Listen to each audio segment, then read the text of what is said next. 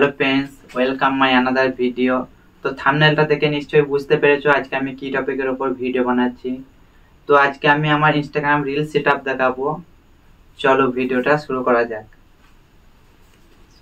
তো আমার পিছনে যে ব্যাকগ্রাউন্ডটা কালো হয় ওটা হচ্ছে একটা কালো পর্দা। এটা তোমরা অনলাইন থেকে মিনিমাম 300 থেকে 350 মধ্যে পারচেস করতে পারবে।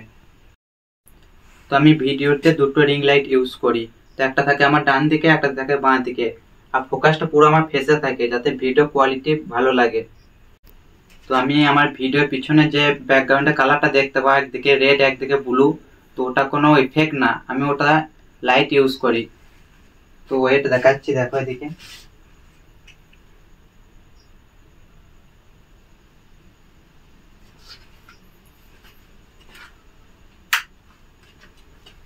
তো এক সাইডে রেড এক সাইডে ব্লু, আর দু সাইডে দুটো রিং লাইট থাকে যাতে আমার ফেসের ওপর লাইটটা পড়ে আর যাতে ভিডিও কোয়ালিটি ভালো হয়।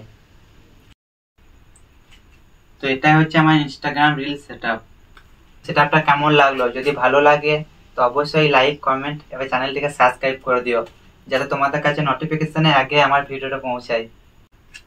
তো দেখা হচ্ছে নেক্সট ভিডিওতে। টাটা।